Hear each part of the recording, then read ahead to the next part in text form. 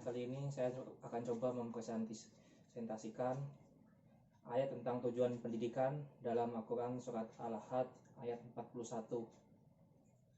Langsung saja saya bacakan ayatnya. A'udzubillahi minasyaitonirrajim.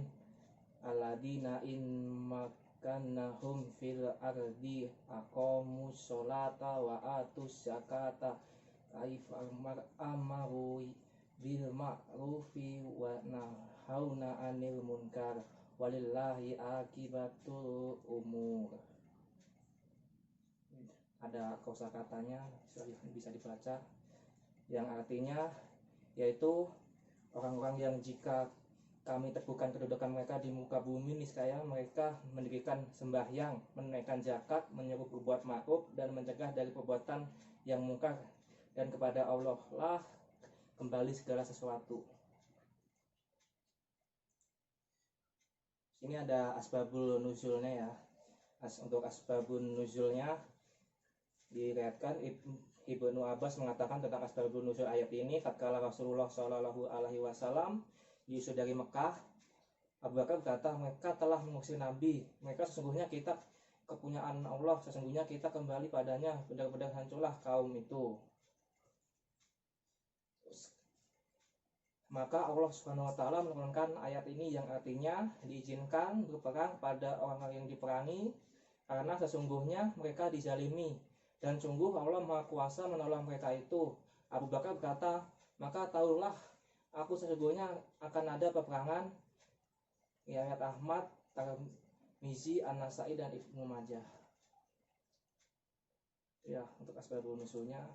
Terus untuk tafsir ayatnya, ini di sini dari tafsir Al-Jalalain, yaitu orang yang jika kami teguhkan kedudukan mereka di muka bumi dengan memberikan pertolongan kepada mereka sehingga mereka dapat mengalahkan musuh-musuhnya, niscaya mereka mendirikan salat, menunaikan zakat, menyuruh berbuat yang ma'ruf dan mencegah dari perbuatan yang mungkar. Kalimat ayat ini menjadi jawab syarat, dan syarat beserta jawabnya menjadi silah dari musul. Kemudian diperkirakan adanya lafaz hum sebelumnya sebagai mubtada, dan kepada Allah lah kembali segala urusan di akhirat. Semua urusan itu kembali kepadanya.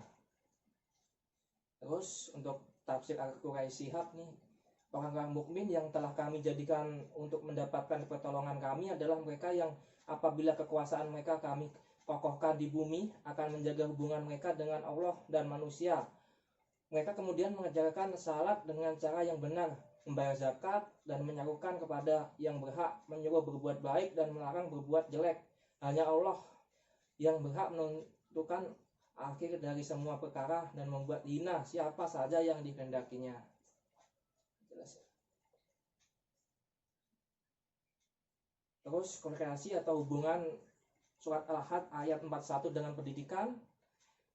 Dari tafsiran ayat di atas, maka kaitannya dengan tujuan pendidikan adalah agar manusia dapat melaksanakan perintah Allah dan menjauhi larangannya, yakni dengan mendirikan sholat pada waktu yang telah ditentukan dengan memenuhi semua syarat dan rukunnya, menunaikan zakat sekadar waktu dan cara menyalurkan yang ditempatkan Allah, serta berbuat yang ma'ruf dan mencegah dari perbuatan yang munkar. Ya.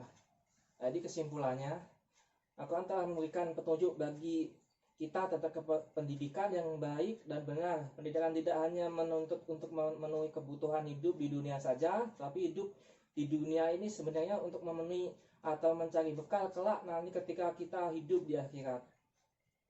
Manusia sebagai makhluk yang sempurna yang diberikan akal untuk berpikir serta diberi hati untuk merasakan, dengan itulah kita semua dapat mencerna ilmu dalam pendidikan. Tentunya setelah kita mendapat ilmu pengetahuan tersebut, kita tidak hanya tinggal diam, yakni mengamalkannya seperti sholat, zakat, amal ma'ruf, nahi munkar dan sebagainya.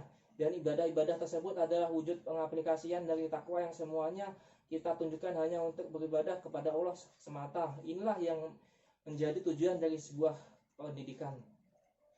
Jadi itu ya presentasi saya tentang ayat yang membahas tentang tujuan pendidikan yang terkandung dalam Al-Quran Surat Al-Ahad ayat 41.